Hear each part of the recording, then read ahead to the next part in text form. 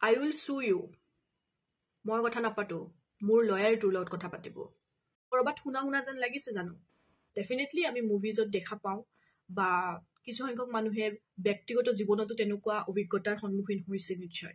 তাৰে অৰ্থটোনো কি? আজি আমি তাকে লৈ আলোচনা কৰিম। আমি আজি জানিম যে what is a legal notice. ই এখন অফিচিয়েল আইনী সতৰ্কবাণী হয়, যিখন কোনো ব্যক্তি বা প্ৰতিষ্ঠানৰ এগেইনষ্টত পঠিওৱা হয়।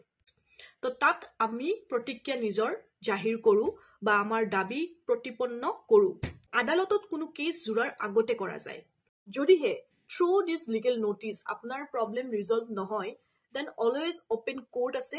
Hour court are open to resolve the issue. উদাহৰণস্বৰূপে ধৰি লওক আপুনি কোনোবাক ঋণ দিছে, সময়ত আপোনাক ঋণৰ পৰিশোধ কৰা নাই, তেতিয়াহ'লে আপুনি কি কৰিব? লিগেল নোটিছ পঠিয়াই চাব পাৰে। কোনোবা কোম্পানীয়ে এজন এমপ্লয়ীক টাৰ্মিনেট কৰি দিছে without giving proper prior notice, ৰিজনছটো জানিবৰ কাৰণে আপুনি নোটিছ প্ৰেৰণ কৰিব পাৰে।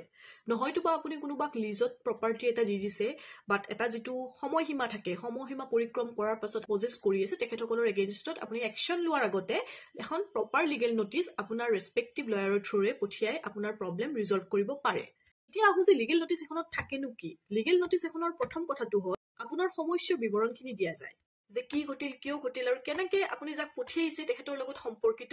ইয়াতে এই দাবী বা আপুনি যিখিনি প্ৰতিপন্ন কৰে এখন লিগেল নোটিছত থ্ৰু ইয়ৰ এডভোকেট, সেই দাবীখিনি ডেফিনেটলি আপোনাৰ আইনী ধাৰাৰ ভিতৰত পৰিব লাগে বা কেনেদৰে আপুনি আইনিকভাৱে সঠিক আছে সেইখিনি দৰ্শাই আপোনাৰ নোটিছখন দিব লাগে। থাৰ্ড ওৱান ইজ নিশ্চিত সময়সীমা এটা থাকে, যিটো সময়ৰ ব্যৱধানৰ ভিতৰত পৰাকৈ অপজিট বা ৰিচিপেণ্ট পাৰ্টি যোনে ৰিচিভ কৰিব নোটিছখন, তেখেতে প্ৰতিক্ৰিয়া দৰ্শাব লাগিব বা উত্তৰ দিব লাগিব। এণ্ড ফ'ৰ্থ ওৱান ইজ সতৰ্কবাণী, যিটো সতৰ্কবাণী তেতিয়াই দৰ্শোৱা হয় যদিহে আপুনি প্ৰতিক্ৰিয়া সুনিশ্চিত নকৰে বা মোৰ লগত কমিউনিকেশ্যন নকৰে, তেতিয়াহ'লে অমুক ধাৰা অধীনত মই আপোনাৰ এগেইনষ্টত লিগেল একশ্যন ল'বলৈ বাধ্য।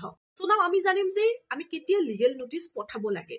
বহু মানুহৰ এটা ভুল ধাৰণা আছে যে ডাঙৰ কোম্পানীৰ এগেইনষ্টত বা কন্ট্ৰেকচুৱেল কিবা কামতহে লিগেল নোটিছ এখন জৰুৰী হৈ পৰে, বাট ঠিক কথাটো তেনেকুৱা নহয়। চেক বাউন্সৰ কেছৰ পৰা আদি কৰি সম্পত্তিৰ বিবাদ, চাকৰিৰ সমস্যা, উপভোক্তাৰ অধিকাৰ উলংঘন কৰা, মিথ্যা অপবাদ বা অপমানজনিত কাৰ্যৰ এগেইনষ্টত আমি নোটিছ চাৰ্ভ কৰিব পাৰোঁ। এইটো হ'ল ন্যায় বিচৰাৰ প্ৰথম আইনী পদক্ষেপ, মনত ৰাখিব।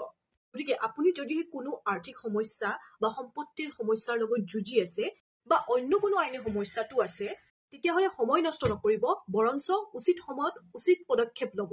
ধন্যবাদ।